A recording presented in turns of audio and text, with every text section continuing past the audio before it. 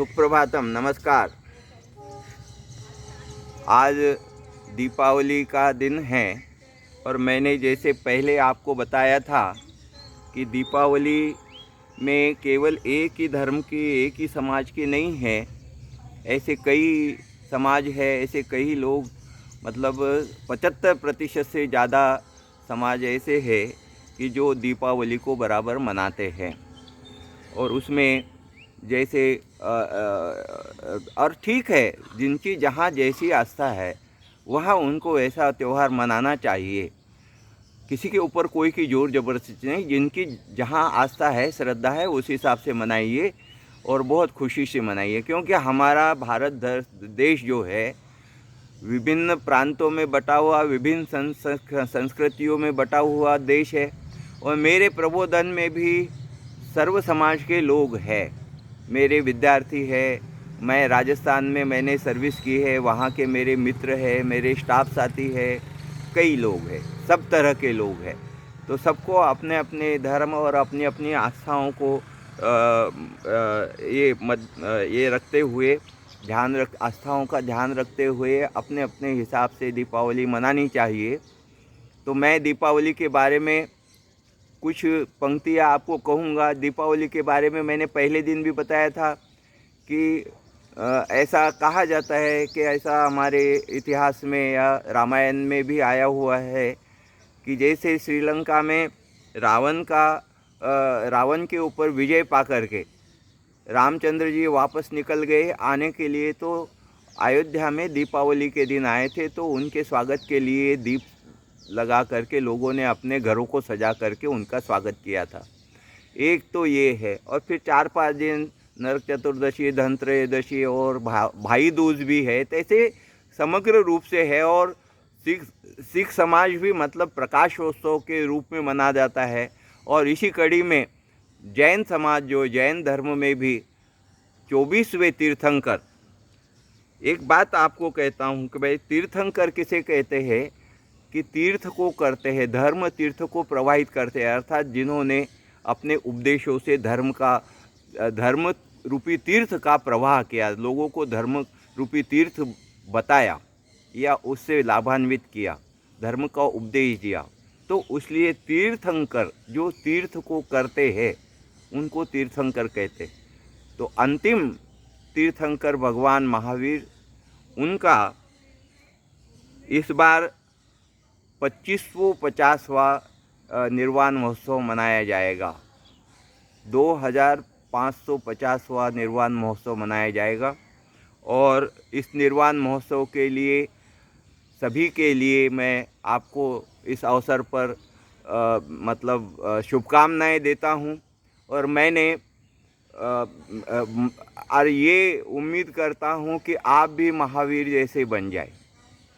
महावीर किसे कहते हैं और वीर किसे कहते हैं, 2 मिनट में मैं आपको बताता हूँ। वीडियो थोड़ा सा ये लंबा हो जाए तो ज़्यादा आकुलता मत करना। निवेदन ये है कि इसको पूरा सुनना, बहुत मार्मिक बात कह रहा हूँ।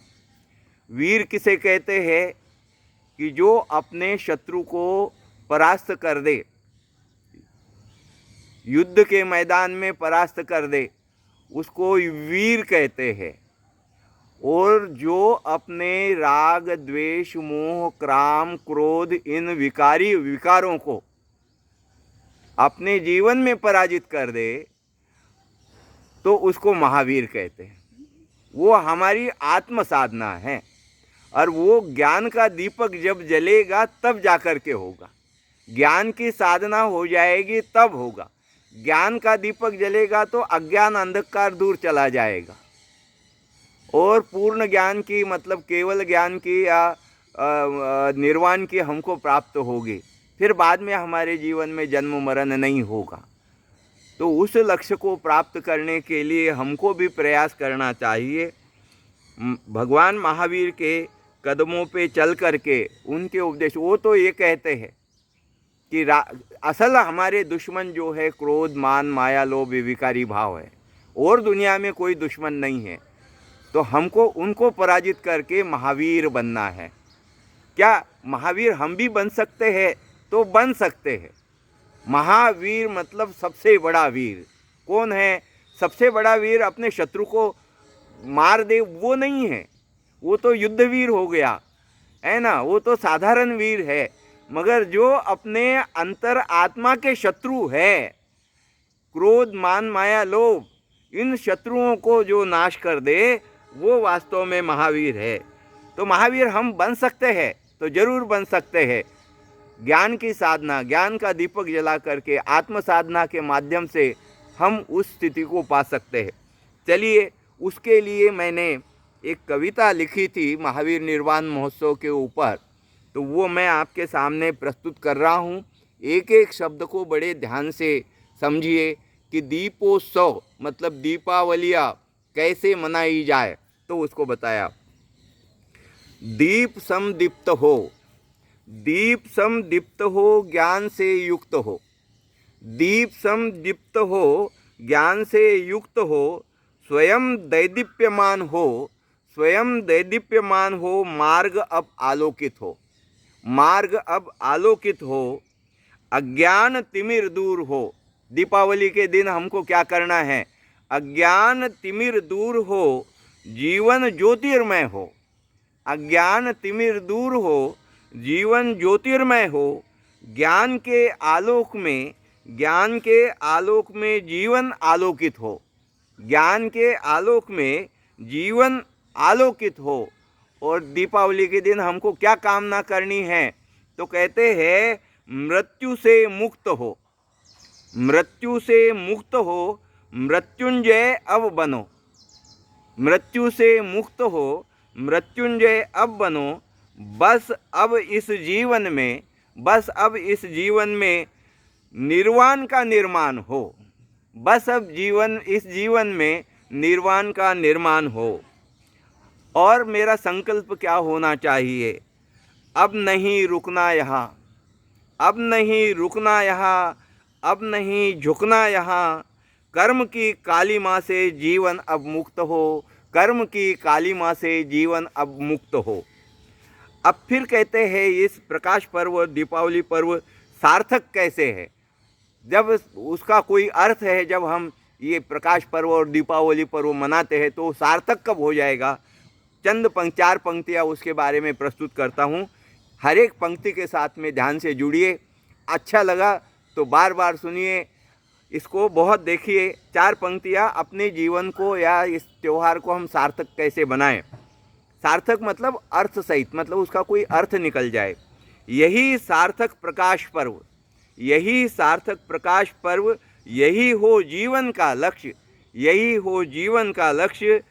जन्म मृत्यु की परंपरा का, जन्म मृत्यु की परंपरा का जीवन में निर्वाण हो। मतलब जीवन में निर्वाण हो, जन्म मृत्यु की परंपरा हमारे जीवन में समाप्त हो जाए और हम भी निर्वाण को प्राप्त हो। जन्म मृत्यु की परंपरा का जीवन में निर्वाण हो। निर्वाण पर्व के अवसर पर, निर्वाण पर्व के अवसर पर आपका ही अनुगामी हो। मैं महावीर भगवान से प्रार्थना कर रहा हूँ कि मैं आपके कदमों पे चल जाऊँ, आपके राह पे बढ़ जाऊँ। तो कहते हैं निर्वाण पर्व के अवसर पर आपका ही अनुगामी हो।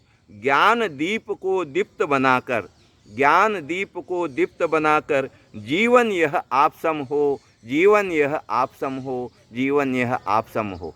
ये कविता है उसके बारे में। और हमारी दीपावली कैसे मनानी चाहिए, चार पंक्तियाँ बहुत प्रसिद्ध कवि जैन कवि जो है आदरणीय बाबू युगल किशोर जी युगल जी है, उन्होंने हमारे त्यौहार कैसे मनाने चाहिए ये बताया है चार पंक्तियों के माध्यम से। बहुत ज़बरदस्त पंक्तियाँ है, उसके तह तक जाइए। हम भगवानों का दीपक त्यौहार तो मनाते हैं, मंदिर को ज्योतियों के काजल से, ज्योतियों से जगमगा देते हैं, दीपक लगा करके जगमगा देते हैं। तो उस चीज़ को उन्होंने यहाँ पे कहा कि कैसे हमारा त्यौहार मनेगा, कैसे मनेगा। तो कहते हैं चार पंक्तियाँ बहुत बहुत दिल को छू लेने वाली पंक्तियाँ है। देखिए, बाहर के देवताओं का फंक्शन तो होता रहा, बाहर के बाबू युगल किशोर जी युगल कोटा के रहने वाले थे, अभी उनका स्वर्गवास हो गया है। मगर कालजयी कवि है। बहुत एक एक पंक्ति, एक एक शब्द उनका हमारे दिल में उतर जाता है, मन को छू जाता है। ध्यान दीजिए एक एक शब्द पे।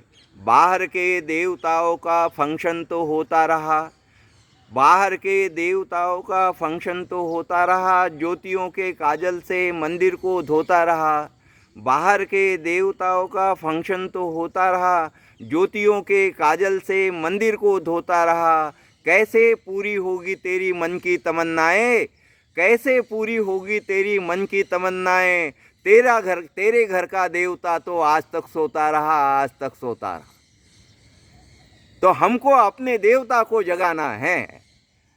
बाहर के देवताओं के दीप लगा करके कोई फायदा नहीं, अपने अंतरंग में उजाला करना है। ज्ञान दीप को जला करके अपने देवता को जगाना है।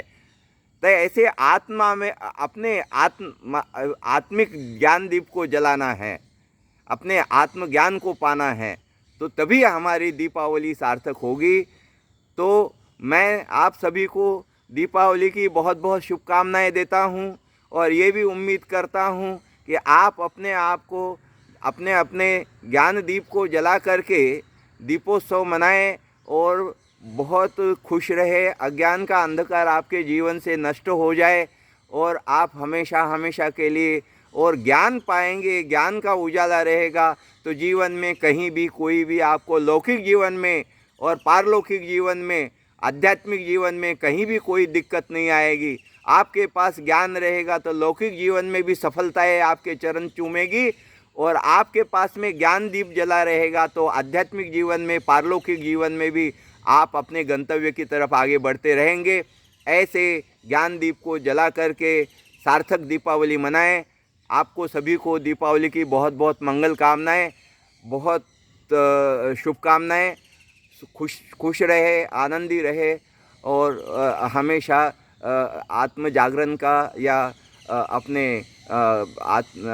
आत्म शांति का मार्ग खोजने की कोशिश करते रहे। धन्यवाद, नमस्कार। एक बार फिर से सबको दीपावली, दीपोत्सव की, महावीर निर्वाण महोत्सव की बहुत बहुत शुभकामनाएं।